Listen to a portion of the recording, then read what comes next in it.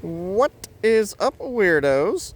Just wanted to do a brief little identification video on Purslane. I don't know if anyone has that growing in their gardens or if they've seen it before, but it is a wild edible, and I have a lot of it in my garden.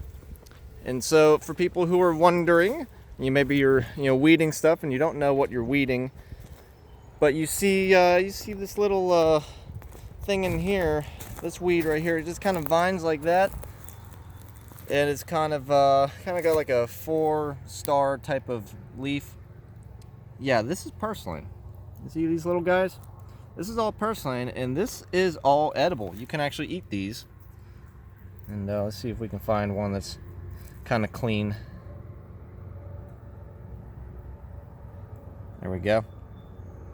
Yeah, this is pretty clean. We're gonna go ahead and have a little snack here.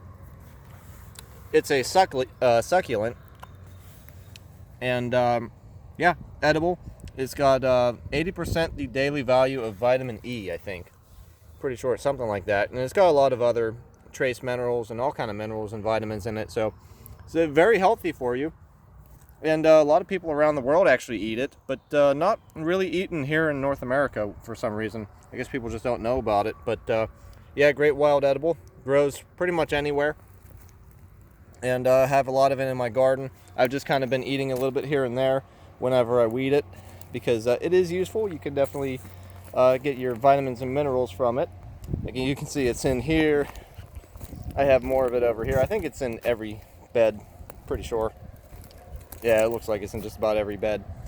But yeah, I do have to do some weeding. But while I'm weeding, I'm going to have a little snack in the meantime. So yeah, really cool. That's about it. Goodbye.